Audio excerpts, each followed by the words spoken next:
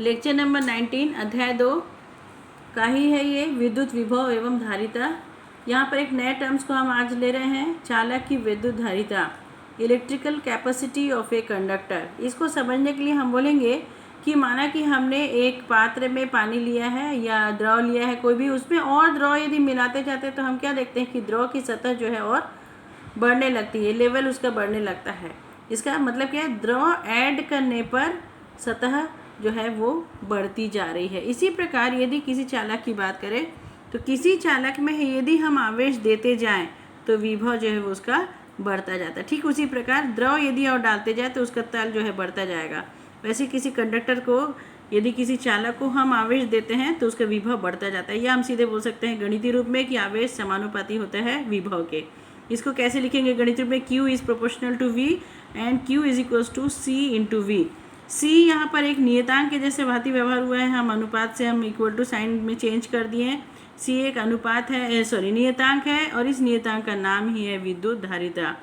यहाँ पर C जो है, ध्यान देने की बात है, C किस पर निर्भर करता है, चालक की आकृति पर निर्भर करता है, चालक के क्षेत्रफल पर निर्भर करता है, मतलब टोटली उसकी विमा पर निर्भर करता है, आकृति और क्षेत्रफल पर, एवं उसके चारों ओर के माध्यम पर भी निर्भर करता है कि चालक के चारों ओर का माध्यम क्या है। तो यहाँ पर एक ध्यान देने की बात है कि चालक किस पदार्थ का बना हुआ है उस पर C जो है निर्भर नहीं करता है। आप इन दोनों चीज़ों को बहुत अच्छे से समझ लीजिए अलग अलग से, कि चालक की आकृति पर, क्षेत्रफल पर निर्भर करेगा और चालक के चारों ओर के माध्यम पर निर्भर करेगा, परंतु चालक जो है किस पदार्थ का बना है उस पर C का मान जो है निर्भर नहीं करता है। यहाँ पर इस फॉर्मूले में यदि हम V को 1 सपोज कर ले तो Q क्या हो जाएगा, C हो जाएगा।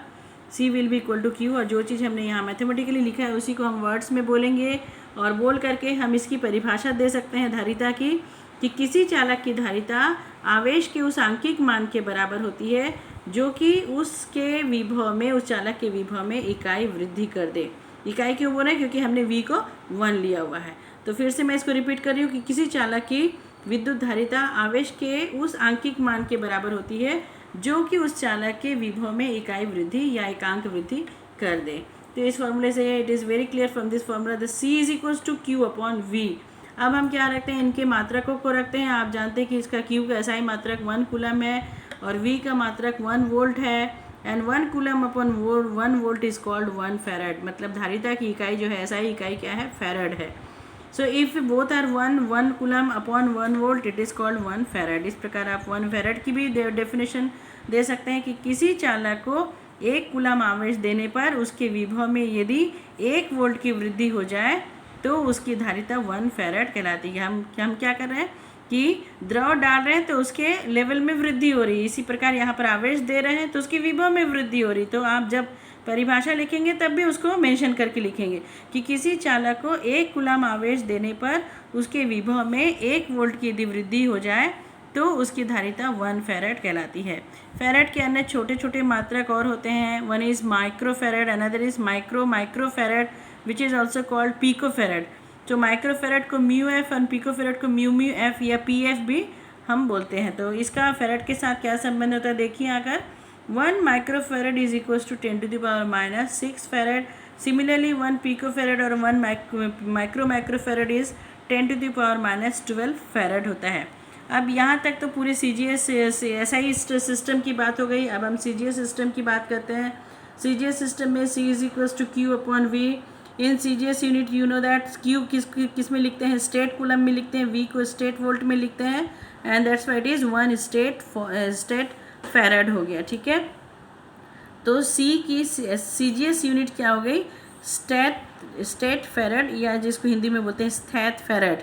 ठीक है, और इस प्रकार हम फिर से 1 स्टेट फैरड की परिभाषा दे सकते हैं कि यदि किसी चालक को 1 स्थित कूलम आवेश देते हैं तो उसके विभव में यदि 1 स्थित वोल्ट की वृद्धि हो जाए तो उस चालक की धारिता 1 स्थित फैरड कहलाती है। ठीक है, तो फैरड और स्थित फैरड, इसके बाद CGS यूनिट में और SI यूनिट में क्या संबंध होता है वो निकालने जा रहे हैं। CGS यूनिट आप स्टेट फैरड है एंड SI यूनिट फैरड है, इन दोनों में क्या संबंध है निकालें। तो 1 फैरड इज इक्वल्स टू, फिर से मैं वही फॉर्मूला लिख रही हूँ, 1 farad is equals to 1 upon C upon 1 volt. ये हो गया कूलम, 1 कूलम बटा 1 वोल्ट फैरड के लिए, और 1 कूलम का कूलम का स्टेट कूलम के साथ क्या संबंध होता है, ये पिछली कक्षाओं में मैं बता चुकी हूँ। 1 coulomb equal to 3 × 10⁹ state coulomb.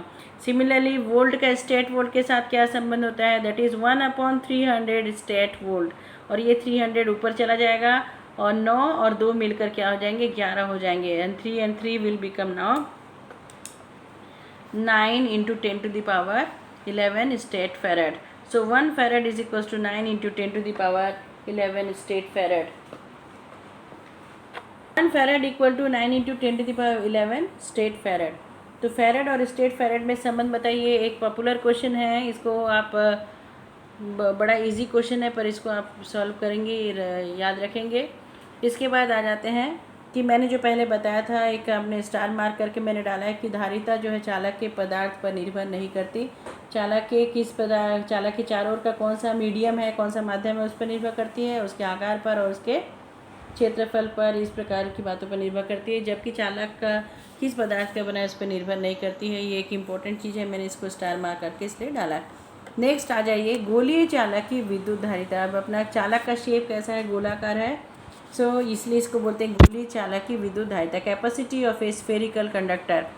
यहाँ पर जब हम प्लस क्यू आवेश एक गोले को देते हैं, ठीक है, तो ये प्लस क्यू आवेश क्या होगा, गोले के पृष्ठ पर समान रूप से वितरित हो जाता है। देखिए यहाँ पर समान रूप से वितरित हो जाता है और ऐसा लगता है कि जो संपूर्ण चालक है गोले के केंद्र से होती हुई आ रही है, बाहर की ओर निकल रही है, ठीक है। तो ये सारी बल रेखाएं जो इसके क्षेत्र के बाहर की ओर जाएंगी, ये क्योंकि धन आवेश है ये। आप बल रेखाओं की दिशा को मैंने लास्ट क्लासेस में आपको बताया है। तो प्लस क्यू आवेश समान रूप से वितरित हो जाएगा।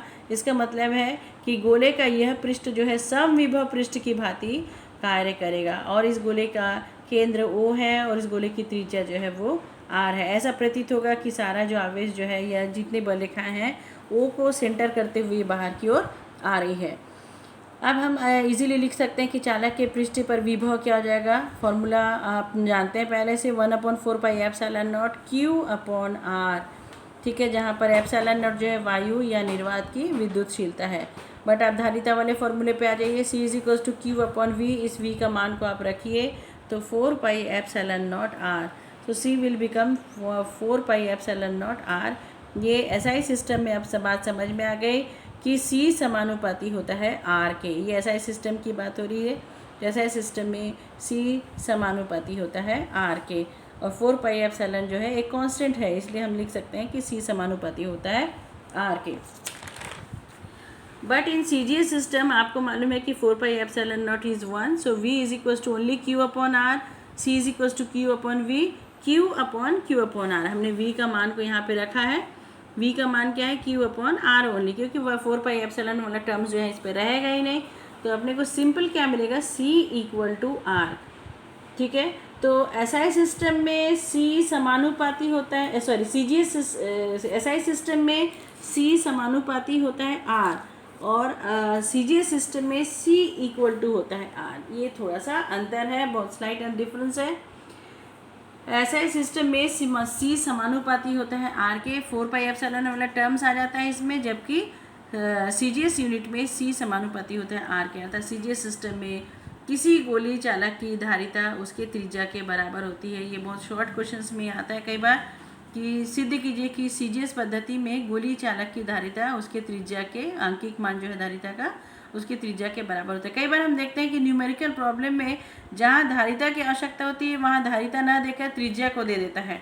तो उस समय आपको यदि ये पता नहीं है कि C और R दोनों ऐसा CGS सिस्टम में दोनों सेम होते हैं, तो उस समय आप क्या करेंगे, त्रिज्या को खोजते रह जाएंगे उस सारे न्यूमेरिकल प्रॉब्लम में। तो आप इस बात को अच्छे से ध्यान रखिए कि CGS सिस्टम में प्रॉब्लम यदि दिया है और साथ में दिया है जहाँ पर आपको त्रिज्या चाहिए होता है, वहाँ पे त्रिज्या नहीं देकर उसकी धारिता दे दी जाती, कुछ और चीज़ निकालने के लिए दिया जाता है, तो उस समय त्रिज्या के बदले में धारिता और धारिता के बदले में कई न्यूमेरिकल प्रॉब्लम में त्रिज्या को दे दिया जाता है। तो आपको उस समय ये चीज़ जो है नॉलेज में रहना चाहिए कि in CGS system C is always equals to R, उसका न्यूमेरिकल वैल्यू जो है।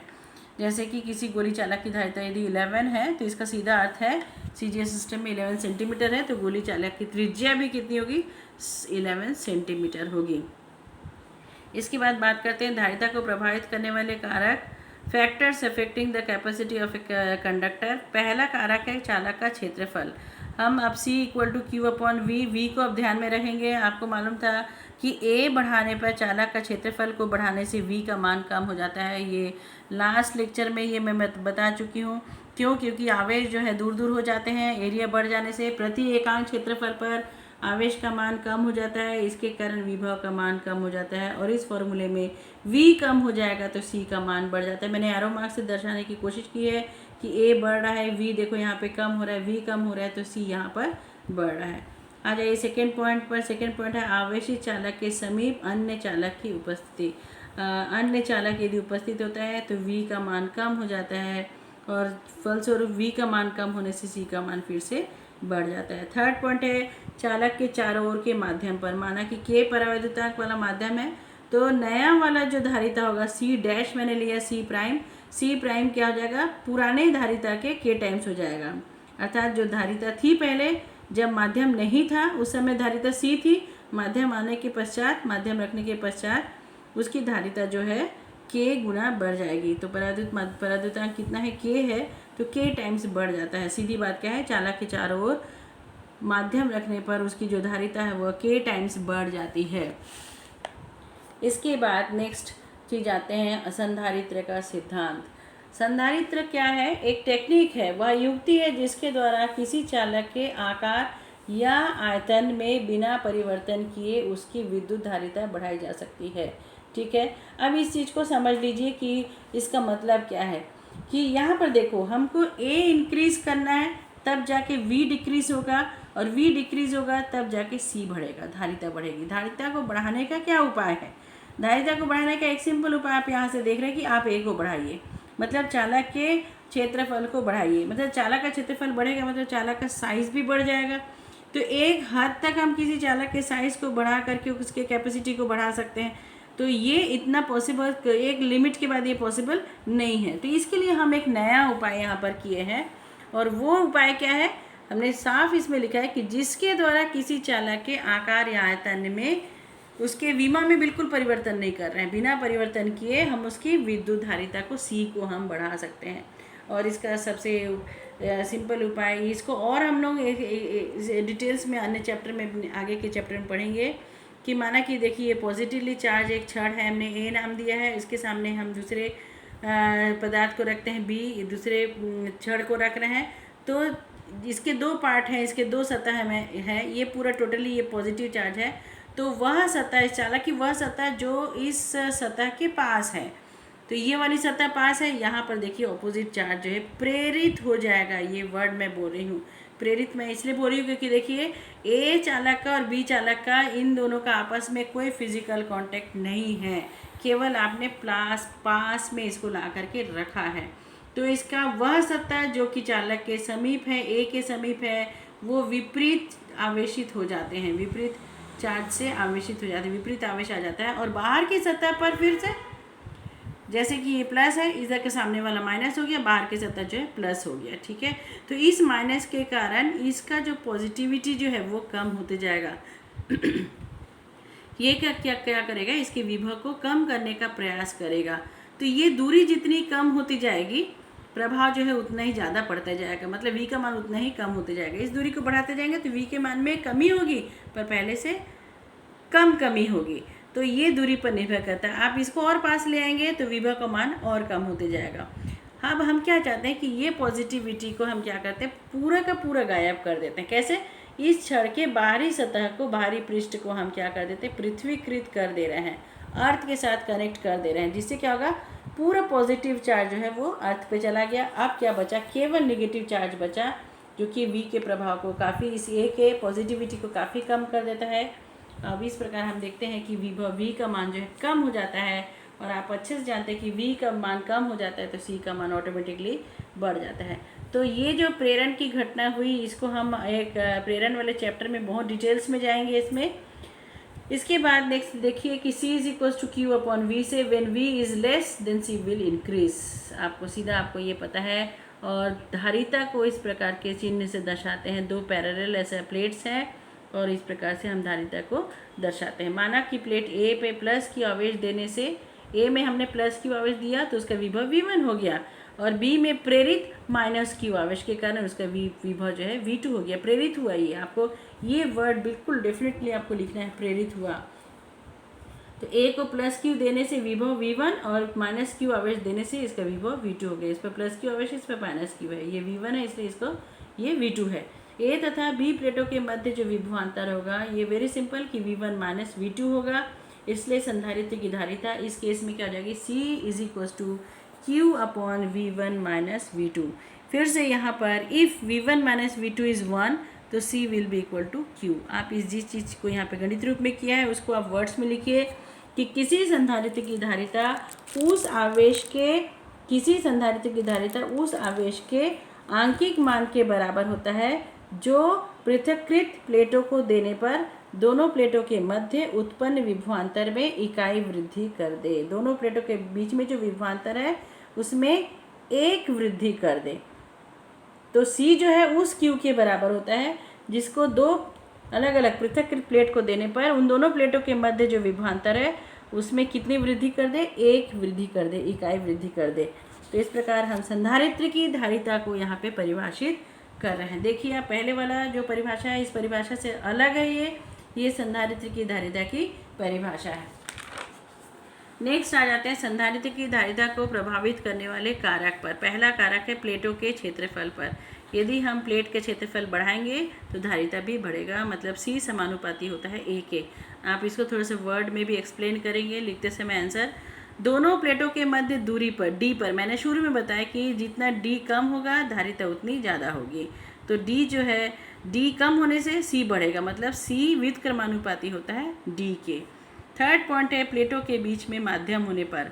हवा या निर्वात में यदि धारिता C है, प्लेटों के बीच में माध्यम यदि हवा था या निर्वात था, तब यदि धारिता C है तो माध्यम K की उपस्थिति में धारिता, नया वाला धारिता C prime will be K times of C हो जाएगी, जो कि हम पहले भी बोल चुके हैं कि परावर्तित माध्यम होने पर K टाइम्स ऑफ C हो जाता है, K गुना उसकी बढ़ जाती है। इसके बाद संधारित्र के प्रकार पे आता है, टाइप्स ऑफ कैपेसिटर। संधारित्र जनरली जो हम पढ़ेंगे वो 3 टाइप्स के, और इसमें देखना पड़ेगा कि बाकी सभी अपने कोर्स में है या नहीं। पहला जो है समांतर प्लेट संधारित्र, पैरेलल प्लेट कैपेसिटर। दोनों प्लेट जो है यहाँ पर एक छड़ की भांति होता है, ये छड़ जो है गोलाकार भी हो सकते हैं या दो प्लेट के साथ होते हैं, ये 2 प्लेट होता है A और B। और गोलीय संधारित्र स्फेरिकल कैपेसिटर, ठीक है, 2 गोलाकार प्लेट होंगे, और तीसरा जो है बेलनाकार संधारित्र, एक सिलेंडर के साथ दूसरा सिलेंडर होगा जो कि एक ही उनका अक्ष होगा। इस प्रकार कोएक्सियल सिलेंडर हम लेंगे, ठीक है। यहाँ पर एक दोनों गोला जो होंगे उनका एक ही केंद्र रहेगा। इस प्रकार से अलग अलग 3 प्रकार के समांतर प्लेट संधारित्र, गोलीय संधारित्र और बेलनाकार संधारित्र हम अलग अलग पढ़ेंगे। Thank you.